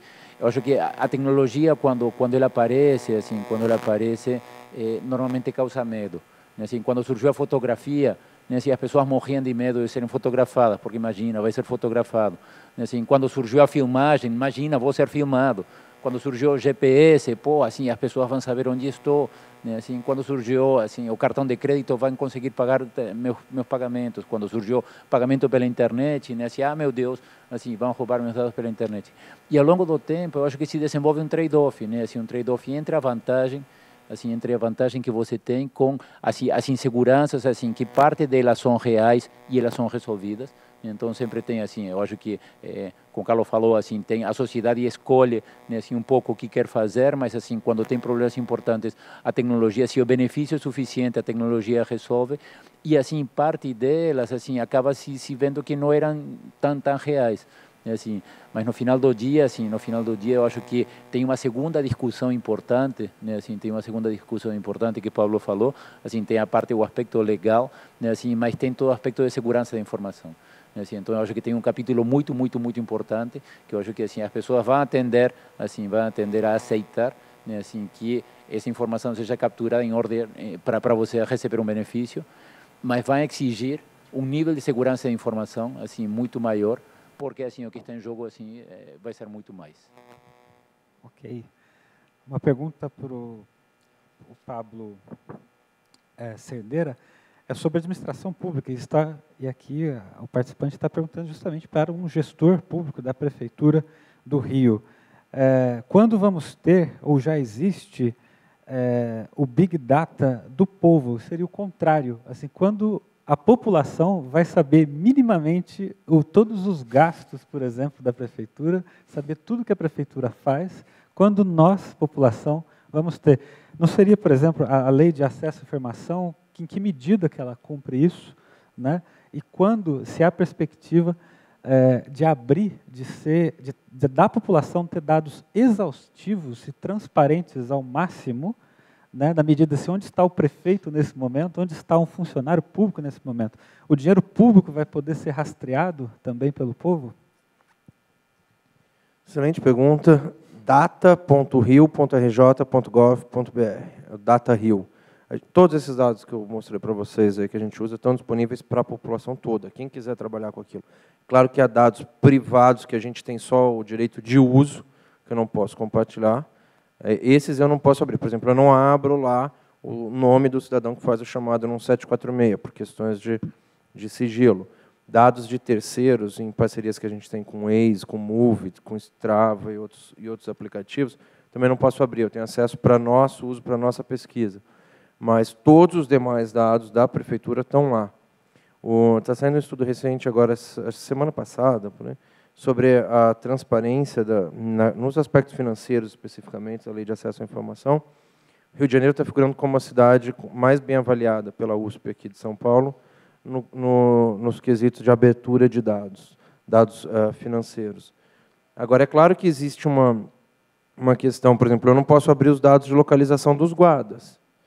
Eu não posso fazer isso, porque senão a gente vai ter, em uma semana, um aplicativo para o ladrão. Onde é que está o guarda? Vamos lá, se os guardas estão aqui, eu vou roubar lá.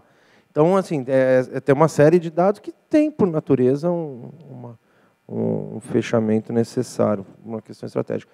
Agora, todos os demais dados que podem ser abertos, a gente está colocando data.rio.rj.gov.br. Excelente. Agora, a nossa última pergunta, já encerrando, abrir rapidamente, que seja muito rápido para os três, é um pouco também uma bola de cristal. Eu vou me colocar aqui no lugar de um gestor público, que seja o prefeito, os prefeitos que estiveram aqui, o governo do Estado, o governo federal. Qual a maior angústia nesse momento? A questão da previsibilidade, da previsão do tempo. A questão é, com toda essa Big Data, com toda essa tecnologia, com bilhões de dados, com exabytes de dados, com sensores por todas as partes, por que a tecnologia ainda não é capaz de prever que, por exemplo, vai ter uma enchente, como foi passado aqui no Rio, no ano que vem? E por que não foi capaz de prever toda essa crise hídrica que o Brasil todo passa, especialmente o estado de São Paulo, né? Tanta tecnologia, tanta Big Data, tanta promessa. Então, por que ainda não acontece? E se algum dia a tecnologia, essa abordagem de cidades inteligentes e Big Data vai ser capaz de oferecer um gestor público, dizer, no ano de 2015 nós vamos ter estiagem, no ano de 2016 nós vamos ter enchente. E eu peço que respondam, dos três, quem quiser responder, mas rapidamente, que nós estamos encerrando a sessão. Quem gostaria? Todo mundo olhou para mim, então vamos lá. Bom, isso já é feito hoje, a gente faz na prefeitura, a questão dos engarrafamentos a gente tem contornado, tem conseguido evitar uma série de questões. Os alagamentos a gente não teve mais depois desses trabalhos. Enfim, tem uma série de benefícios, casos de dengue despencaram, então isso já vem gerando resultado. Tá? Meu compromisso lá não é analisar dado, meu compromisso não é fazer a apresentação, meu compromisso é entregar alguma coisa que possa trazer um benefício para a população, e é o que eu tento fazer todos os dias. Agora, algumas situações são mais complexas. A questão de modelos de previsão de clima são muito complexos. Você consegue, em 5 dias, você tem uma boa previsibilidade, até 5 dias. Até 10, com algum erro, passou de 10 dias. Enfim, são tantas variáveis que o pessoal brinca aquela história lá da borboletinha que bate a asa lá no Japão e vem gerar um furacão aqui. Você acaba tendo muitas variáveis. Então, tem modelos que são possíveis de serem testados, validados, otimizados e aplicados, e tem modelos que não. O clima é uma dessas questões. O comportamento humano é mais previsível, por arrisco a dizer, do que o comportamento do clima. A gente consegue saber melhor como a população se desloca ou vai se deslocar do que o clima. Estamos atacando nessas que a gente consegue. Resposta rápida, sim ou não? Um dia você acredita que vai ser capaz de ter essa previsão, o poder público? Eu acredito que sim, com evolução, não posso dizer quando, mas algum dia é possível que sim. Rati, qual é o estado da arte hoje de modelos de previsão? E muito especificamente, vamos pensar no caso do tempo, do clima, da água. Né? Qual o estado da arte hoje? Well, I'll tell you the state of the art is that actually 2 days ago, I was looking at the weather forecast for next Saturday in Rio, in Ipanema, and it was sunny. And now, just checking now, it's raining. So in 2 days, it went from sunny to rainy. The reason is that, yes, you cannot predict much more than 5 days. Now, we're going to do a bit better tomorrow, but there's something very important here, which this system are systems that tend to create complex responses. And in this system, it's very difficult. So I think we will never be able to predict if we'll have a drought in Brazil next year.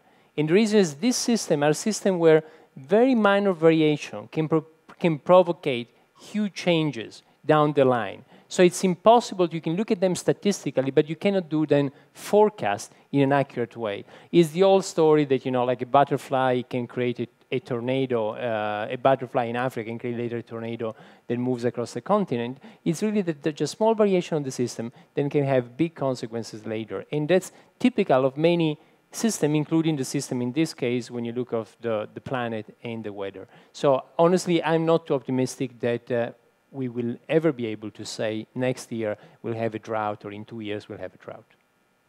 Ok. Pablo?